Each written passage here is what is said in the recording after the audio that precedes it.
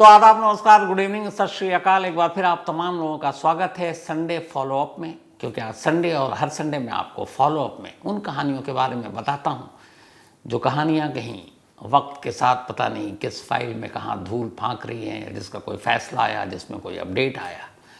आज की कहानी वो कहानी है जो करीब 3 साल पहले मैंने आपको सुनाई थी इसी क्राइम तक कहानी में, और 3 साल के बाद इसका एक फैसला आया। ये कहानी और ये फैसला आपको बताऊं उससे पहले आपको एक जानकारी दे दूं।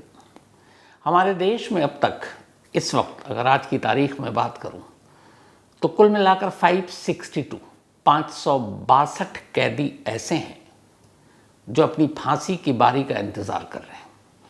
यानी अलग अलग कोर्टों से, अलग अलग अदालतों से उन्हें सजाए मौत दी जा चुकी है, फांसी की सज़ा दी जा चुकी है। इन 562 में से आज की कहानी 562वीं की है, और ये एक महिला है जिसको अभी अभी इस देश के सबसे अगर बोलें ताज़ा जिसको सजाए मौत मिली है, उसकी कहानी है।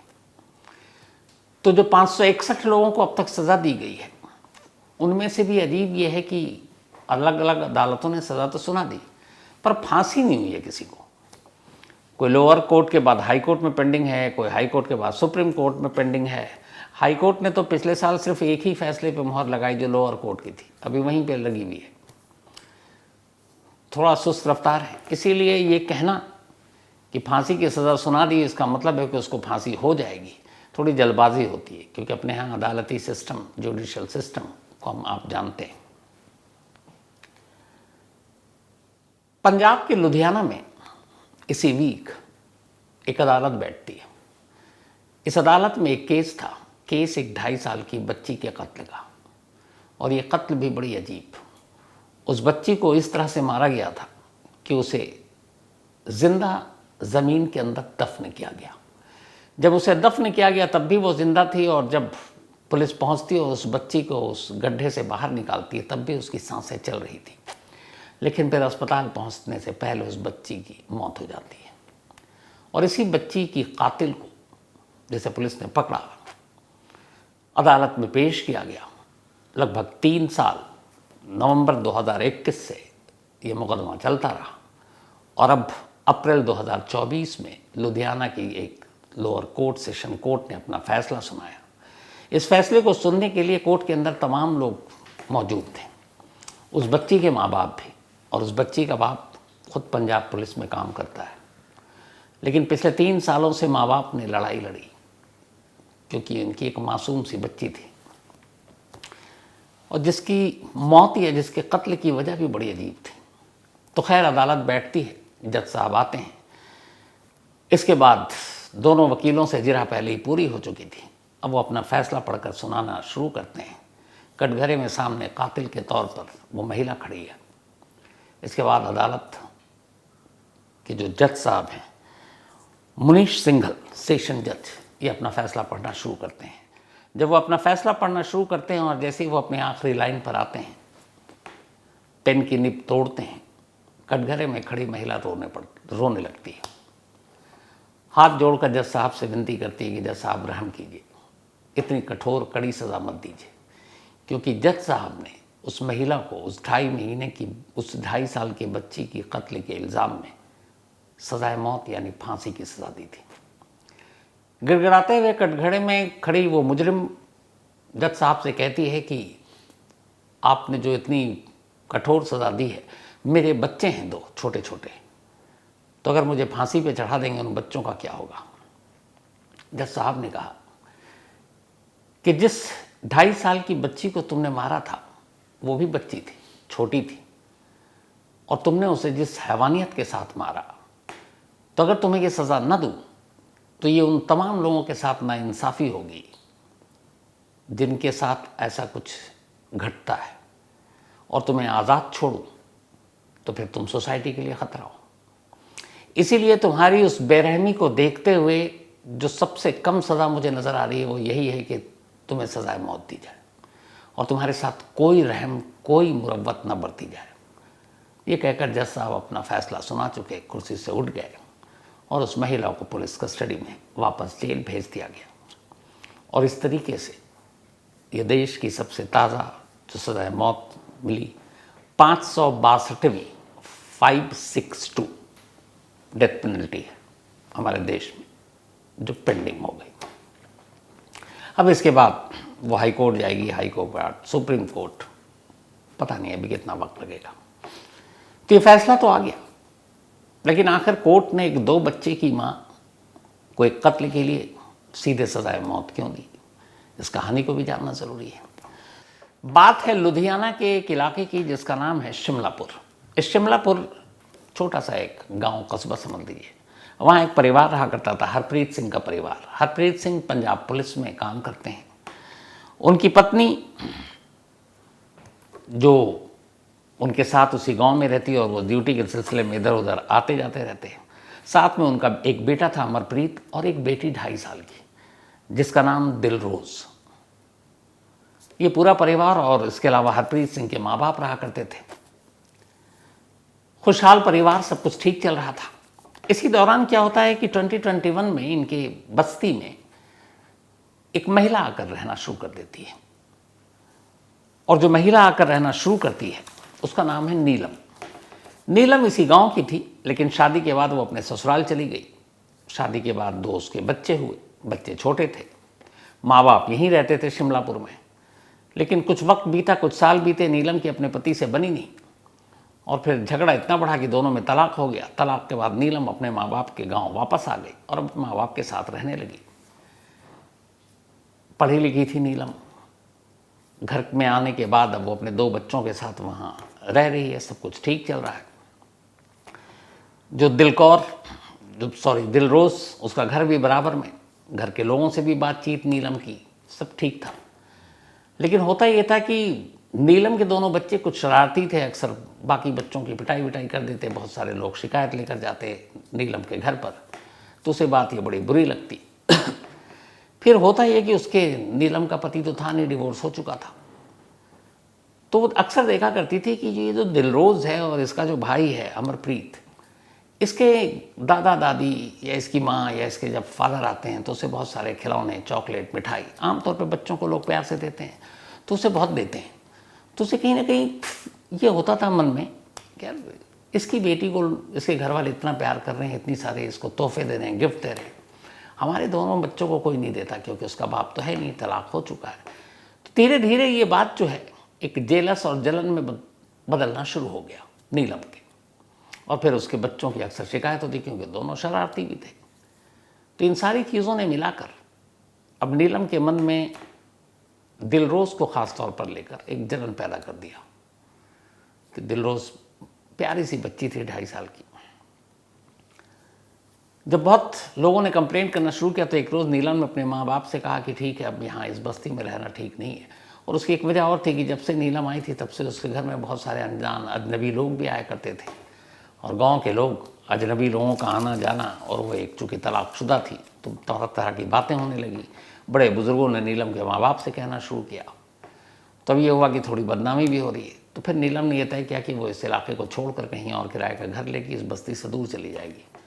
तो उसने एक जगह किराए का घर भी देख लिया और अपना सामान शिफ्ट करना शुरू किया। लगभग सारा सामान शिफ्ट हो चुका था। आखिरी अब उसको बस उस घर को छोड़ना था और विदा होना था। और वो तारीख थी 21 नवंबर 2021, बल्कि 28 नवंबर 2021।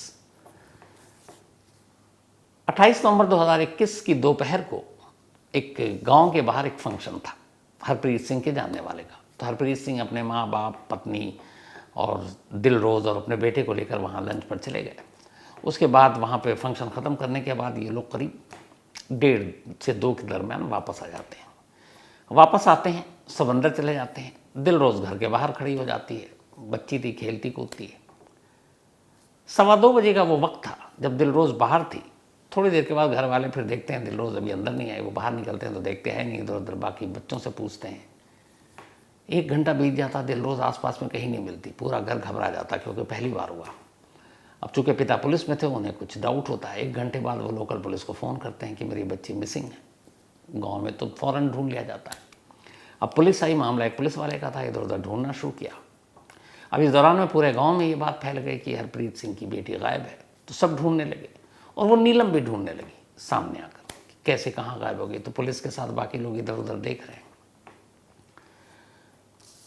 कहीं कुछ पता नहीं चला। 2:15 का इंसिडेंट था, 3:30 बज गए। 3:15 के आसपास पुलिस को इन्फॉर्म किया, पुलिस भी पहुंच गई।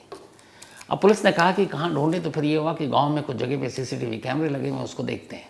अब सीसीटीवी कैमरा जैसे पुलिस ने देखना शुरू किया तो अचानक एक कैमरे पर नज़र पड़ती है, नीलम अपनी स्कूटी पर जा रही है और उस स्कूटी के आगे उसने अपनी अगली सीट पर दिलरोज को बिठा रखा है।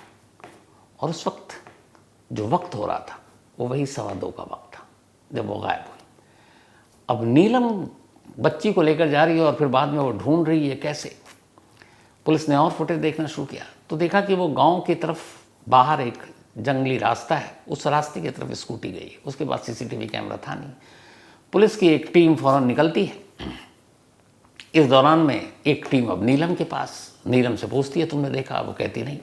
अब पुलिस वाले उसे वो सीसीटीवी फुटेज दिखाते हैं कि देखो ये टाइम और ये तुम्हारी तस्वीर स्कूटी पर दिलरोज के साथ। ये देखते ही नीलम घबरा जाती है।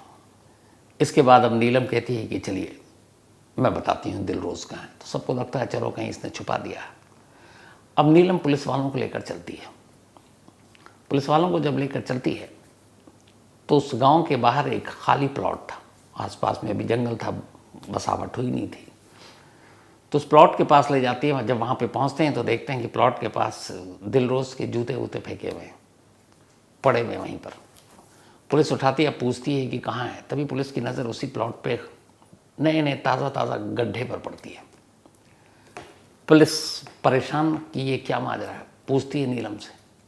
नीलम उसी गड्ढे की तरफ इशारा करती है। पुलिस वालों के साथ हरप्रीत भी बदहवास वो गड्ढे के अपने हाथों से मट्टियाँ हटाना शुरू करता है। जब हटाता है तो ज़्यादा नहीं, थोड़ी मट्टी हटाने के बाद अचानक हाथ दिखता है। वो बाहर निकालते हैं, अभी भी उसकी बॉडी गर्म थी। उसको देखते हैं, महसूस करते हैं सांसें चल रही थी। भागकर पुलिस की टीम एक पास के अस्पताल में ले जाती है। उस वक्त घड़ी में वक्त हुआ था 4:15 बजे, 4:15 PM। बट जैसे ही वो अस्पताल पहुंचते हैं डॉक्टर उससे देखता है और डॉक्टर कहता है कि अब इसमें कोई जान नहीं है, दिलरोज मर चुकी थी। अब पुलिस नीलम से पूछताछ करती है। नीलम बताती है कि मैं 2:15 बजे लेकर आई, उसको यहाँ पर लाई। मुझे कुछ समझ में नहीं आ रहा था अभी क्या करना है क्या नहीं, पर मुझे बड़ा गुस्सा था क्योंकि मेरे बच्चों को सब दुत्कारते थे, इसको प्यार करते थे, इसके दादा दादी इसे गिफ्ट देते थे, मेरे बच्चों को कोई तोहफा नहीं देता था। और अब मैं ये इलाका छोड़कर जा रही थी, पर मुझे बदला लेना था। तो मैं उसी गुस्से में, बदले की आग में मैं इसको उठाकर, मैंने देखा घर के बाहर अकेली है, मैं स्कूटी से निकल रही थी, मैंने इसको बिठा लिया। आने के बाद पहले उसने कहा कि मैं जब इस प्लॉट पे आई तो मुझे कुछ समझ में नहीं आ रहा था, गुस्सा तेज़ था। मैंने एक ईंट उठाई, ईंट से इसके सर पे मारा, वो रोने लगी। जब वो रोने लगी तो मुझे डर लगा कि कहीं आसपास में कोई देख ना ले। तो फिर मैंने उसको पकड़ा और वहीं ज़मीन पर मट्टी पड़ी थी, मैंने मट्टी उठाकर उसके मुंह में पूरा ठूंस दिया ताकि उसकी चीख ना निकले।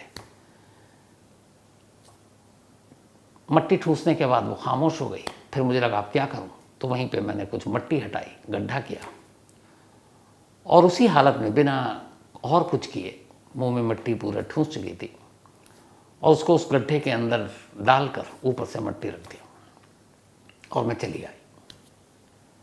यानी नीलम ने दिलरोज को जिंदा दफनाया था और जब पुलिस की टीम पहुंची थी तब तक उसमें जान बाकी थी। अगर शायद 5-10 मिनट और पहले ये चीज़ें पता चल जाती तो बहुत मुमकिन है दिलरोज की जान बच जाती, लेकिन अफसोस लेट हो गया। नीलम ने अपना जुर्म कबूल किया। पुलिस के पास सॉलिड एविडेंस थे। एक सिक्योरिटी गार्ड मिला उसी प्लॉट के पास, उसने कहा, वो विटनेस बना इस केस में, उसने कहा कि उस दिन मैंने करीब 2:25 पर स्कूटी पर नीलम को एक बच्ची को आगे बिठाकर जाते हुए देखा था और मैं वहीं था। वो एक प्लॉट के सिक्योरिटी गार्ड था, वो देखभाल करता था। उसने कहा करीब आधे घंटे बाद मैंने स्कूटी वापस आते देखा, चूँकि कच्चा रास्ता है, लोग इतना ट्रैफिक तो होता नहीं। तो बोला मैं हैरान हो गया था तभी देखकर कि वापसी में जब वो आ रही थी तो अकेली थी, बच्ची नहीं थी। तो मैं सोचा था इस जंगल में उस बच्ची को कहाँ छोड़ सकती है। बोला अभी मैं ये सब सोच ही रहा था कि किसको बताऊँ, किससे शेयर करूँ, कि तब तक आप लोग आ गए। लेकिन पहला क्लिक उसके दिमाग में किया था कि एक जंगल में एक बच्ची को एक लेडी लेकर जा रही है और वापस वो उस बच्चे के बिना आ रही है, तो जंगल में क्यों छोड़ेगी और कहाँ छोड़ेगी, कैसे छोड़ेगी। तो वो गवाही बनी, मोटिव था ही, सीसीटीवी फुटेज एक जिंदा सबूत था। इन सारी चीज़ों को देखकर मुकदमा चला और आखिरकार अब फैसला आया, और वही फैसला जो सेशन जज ने, मुनीर सिंघल ने अपने कोर्ट में कहा कि ऐसी औरतों को इस सोसाइटी में रहने का कोई हक नहीं है, या ये कहने का कोई हक नहीं है कि मेरे 2 बच्चे हैं उनका क्या होगा, और इसीलिए सज़ाए मौत ही इसके लिए सबसे सही सज़ा है। तो ये था फॉलोअप 3 साल के बाद फांसी की सज़ा। लेकिन अब यहाँ से हाई कोर्ट, फिर हाई कोर्ट से सुप्रीम कोर्ट, फिर पता नहीं रिव्यू पिटीशन, फिर पिटीशन, मर्सी पिटीशन, प्रेसिडेंट, अभी वो रोई है, मौत की सज़ा से बच रही है, लेकिन क्या पता अभी हाई कोर्ट में जाकर ये फैसला कायम रहता है, बदलता है, हाई कोर्ट के बाद सुप्रीम कोर्ट में क्या होता है, एक लंबा भी चलेगा। तो आने वाले वक्त में भी जब भी इस फॉलोअप में कुछ होगा इस केस में, मैं आपको ज़रूर उसके बारे में आगाह करूँगा, बताऊँगा कि उसका अपडेट क्या है। लेकिन फ़िलहाल इतना ही। अब आपसे मुलाकात होगी फॉलोअप के नए एपिसोड में नेक्स्ट संडे को, लेकिन कहानी के साथ कल यानी मंडे को। तो तब तक अपना और अपनों का ख्याल रखिएगा। Thank you very much.